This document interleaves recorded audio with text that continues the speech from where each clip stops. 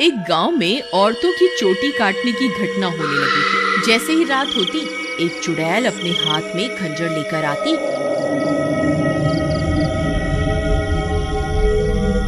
और जो भी औरत उसे सोती हुई मिलती, वह चुड़ैल उसकी चोटी काट कर वहां से चली जाती। किसी को ये समझ नहीं आ रहा था कि ऐसा क्यों हो रहा है। फिर एक दिन, अरे भगवान, अपने बालों को छुपा कर रखो। पूरे गांव में चोटी काटने की घटना बढ़ती ही जा रही है। कहीं उस चुड़ैल की नजर तुम्हारे लंबे बालों पे चली गई तो वो तुम्हारी चोटी काट कर ले जाएगी। अजी, आपको घबराने की कोई जरूरत नहीं है। किसी चुड़ैल की इतनी हिम्मत कहाँ कि वो मेरी चोटी को हाथ भी लगा सके। अच्छा, ये बात है। जैसी तुम्हारी मर्जी। मेरा काम था तुम्हें होशियार करना। अगर चोटी कट गई तो फिर मेरे पास रोते हुए मत आना। इतना बोलकर भीमा वहां से चला जाता है। फिर रात होने पर वह चोटी काटने वाली चुड़ैल फिर से गांव में आती है। वह अपने शिकार को इधर उधर ढूंढ रही होती है। तभी उसे एक घर की खिड़की से एक औरत सोती हुई दिखाई देती है। वह चुड़ैल उस घर में घुस जाती है और उस औरत की चोटी काट लेती है। जैसे ही औरत की चोटी कटती है, उसकी नींद खुल जाती है। हे भगवान, ये चुड़ैल अंदर कैसे आ गई? हाय, मेरी चोटी कहाँ गई? अरे मर गई रे, इसने तो मेरी चोटी काट ली। तभी वह चुड़ैल उसकी चोटी को लेकर वहां से उड़ जाती है। तभी वह औरत उसका पीछा करती है, लेकिन वह चुड़ैल अंधेरे में कहीं गायब हो जाती है। तभी उसका पति भी उसके पीछे पीछे वहां आ जाता है। क्या हुआ मीना, तुम अचानक इतनी रात को यहाँ क्यों भाग कर आ गई?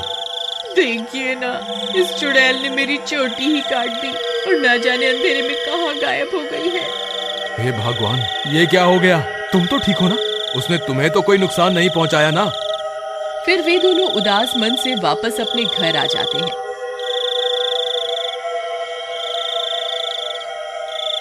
अगले दिन सुबह होने पर मीना की चोटी कटने की बात पूरे गांव में फैल जाती है। सब लोग उस चुड़ैल के बारे में बातें कर रहे होते हैं। फिर भीमा को अपनी पत्नी की फिक्र होती है, तो वह अपने घर की ओर चल देता है।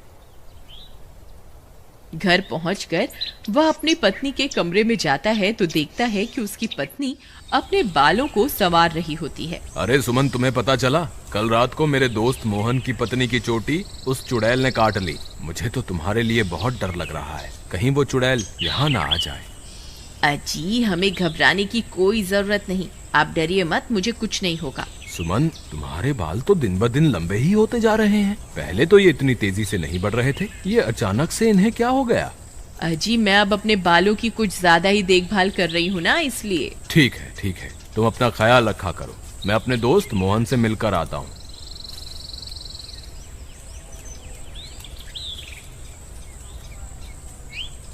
अरे भाई मोहन, तुम कैसे हो? भाभी के बारे में पता चला, सुनकर बहुत दुख हुआ। क्या बताऊं भीमा भाई, जब से मीना की चोटी कटी है उसका तो रो रो कर बुरा हाल है। और बताओ, सुषमा भाभी तो ठीक है ना?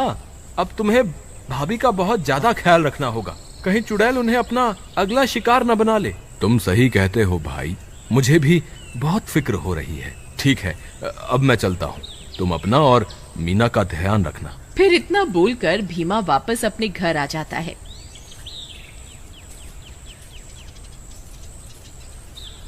रात होने पर भीमा सो रहा होता है। अचानक उसे चीख सुनाई देती है। उसकी नींद खुल जाती है। वह इधर उधर देखने लगता है। सुमन कमरे में नहीं होती। वह बहुत डर जाता है। सुमन, कहाँ हो तुम? सुमन, कहाँ हो तुम? अरे मैं तो लुट गई, बर्बाद हो गई। ये चुड़ैल तो मेरी चोटी काट कर ले गई। हाय, मैं तो लुट गई। अरे, ये किसकी आवाज है? लगता है चुड़ैल ने फिर से किसी औरत पर हमला कर दिया है। मुझे बाहर जाकर देखना होगा। फिर वह भागकर बाहर जाता है और देखता है कि बाहर कुछ गांव वाले खड़े होते हैं। वह उनके पास जाता है। क्या हुआ भाई? ये चीख पुकार कैसी थी? क्या हुआ? सब ठीक तो है ना? नहीं भाई, अभी अभी चुड़ैल इस बेचारी की चोटी काटकर अंधेरे में गायब हो गई। हे भगवान, सुमन तुम कहाँ हो? मुझे वापस घर जाना चाहिए। फिर वह वापस अपने घर की ओर दौड़ पड़ता है। जब वो घर पहुंचता है तो देखता है कि सुमन अपने बालों को सहला रही होती है। वह उसे देखकर हैरान हो जाता है। सुमन, तुम कहाँ चली गई थी? तुम्हें पता है अभी चुड़ैल ने फिर से किसी की चोटी काट ली। क्या तुम्हें बिल्कुल भी डर नहीं लग रहा? सुमन उसकी बातों को अनसुना कर देती है और खुशी खुशी अपने बालों को सहलाती रहती है। सुमन के बाल अब और भी लंबे हो चुके होते हैं। ये क्या सुमन, तुम्हारे बाल तो एक दिन में ही इतने लंबे हो गए, ये कैसे हो सकता है? भीमा सुमन के बाल देखकर घबरा जाता है। उसे समझ नहीं आता कि आखिर ये सब चल क्या रहा है। फिर अगले दिन सुमन के बालों की लंबाई की चर्चा पूरे गांव में फैल जाती है। सब लोग उसके बालों के बारे में बातें कर रहे होते हैं। अरे भाई, जब जब चुड़ैल किसी की चोटी काटती है तब तब भीमा की पत्नी के बालों की लंबाई बढ़ जाती है। मुझे तो लगता है भीमा की पत्नी ही चोटी काटने वाली चुड़ैल है। भीमा उन सारे गांव वालों की बातें सुन रहा होता है। उसे कुछ समझ नहीं आता कि वह अब क्या करे। फिर वह अपने दोस्त मोहन के पास मदद मांगने जाता है। मोहन भाई, मुझे लगता है सुमन ही चुड़ैल है जो गांव में सबकी चोटी काट रही है। तुम ऐसा क्यों कह रहे हो भाई? भाई, जब जब किसी की चोटी कटती है तब तब सुमन की बालों की लंबाई बढ़ जाती है। और कल जब चुड़ैल का हमला हुआ तब सुमन अपने बिस्तर पर भी नहीं थी, फिर अचानक पता नहीं कहां से आ गई। अगर ऐसा है तो हमें कुछ ना कुछ करना होगा। तुम आज रात को सोने का नाटक करना, फिर जैसे ही भाभी घर से निकले तुम उसका पीछा करना, तब दूध का दूध और पानी का पानी हो जाएगा। मोहन भाई, तुम भी मेरे साथ मेरे घर चलो, तुम वहीं छुप जाना, फिर हम इसे रंगे हाथों पकड़ेंगे। ठीक है, चलो फिर।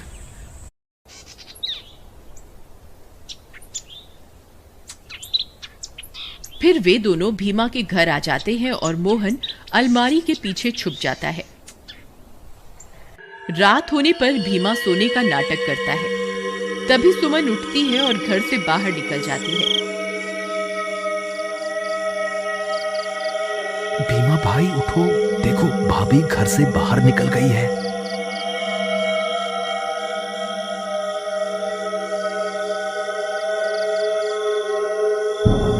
सुमन थोड़ी दूर जाते ही चुड़ैल में बदल जाती है और अपने शिकार की तलाश करने लगती है। भीमा और मोहन की आंखें फटी की फटी रह जाती हैं। भीमा भाई, तुम्हारा शक सही निकला, तुम्हारी बीवी तो चुड़ैल निकली। मोहन भाई, अब क्या करें? ये जरूर अपने शिकार की तलाश में निकली होगी। अगर हमने इसे नहीं रोका तो आज ये फिर से किसी की चोटी काट लेगी। लेकिन भीमा भाई, भाभी सबकी चोटियां क्यों काट रही है? मुझे क्या पता भाई, जब तू अपनी भाभी से मिलेगा तो पूछ लियो। चलो इसका पीछा करते हैं। थोड़ी दूर उसका पीछा करने पर चुड़ैल एक जगह पर रुक जाती है। फिर वह इधर उधर अपने शिकार की तलाश करने लगती है। तभी चुड़ैल की नजर एक घर पर पड़ती है और वह उस घर में घुस जाती है। वहां उसे एक औरत सोती हुई दिखाई देती है। भीमा भाई, भाभी तो एक घर में घुस गई, अब क्या करें? अरे बेवकूफ, ये भाभी भाभी क्या लगा रखा है? इस वक्त वो तेरी भाभी नहीं है, वो एक चुड़ैल है। चलो हम भी इसके पीछे चलते हैं। अरे वाह, इसके बाल तो बहुत लंबे हैं। आज इसे ही अपना शिकार बनाऊंगी। तभी भीमा और मोहन वहां पहुंच जाते हैं। रुक जाओ भाभी, मैं आपको ऐसा नहीं करने दूंगा। ए चुड़ैल, वहीं के वहीं रुक जा, नहीं तो तुझे जान से मार देंगे। देखो सुमन, तुम ये ठीक नहीं कर रही हो। तुम्हें अभी के अभी ये सब रोकना होगा। ए मूर्ख इंसान, मैं कोई तेरी सुमन नहीं हूँ। मैं एक चुड़ैल हूँ। बस मुझे थोड़े और बालों की जरूरत है, फिर मैं महाशक्तिशाली बन जाऊंगी। फिर हर तरफ सिर्फ मेरा ही राज होगा। भीमा भाई, तुम इसे बातों में उलझाओ, मैं पीछे से जाकर इसकी चोटी काट दूंगा। फिर भीमा चुड़ैल को अपनी बातों में उलझाता है। तभी मोहन चुपके से चुड़ैल के पीछे पहुंच जाता है और उसकी चोटी काट देता है। अरे मर गई रे, ये तूने क्या कर दिया? मेरे सारे कराए पर पानी फेर दिया। चोटी कटते ही चुड़ैल की सारी शक्तियां खत्म हो जाती हैं और सुमन चुड़ैल के चंगुल से आजाद हो जाती है। अरे भाभी, आप वापस आ गई? मोहन भैया, आपका बहुत बहुत धन्यवाद। आपकी वजह से मुझे इस चुड़ैल से मुक्ति मिल गई। भीमा भी अपनी पत्नी को वापस पाकर खुश हो जाता है और वे दोनों फिर से एक साथ रहने लगते हैं। इस तरह गांव वालों को चोटी काटने वाली चुड़ैल से छुटकारा मिल जाता है और सब गांव वाले हंसी खुशी रहने लगते हैं।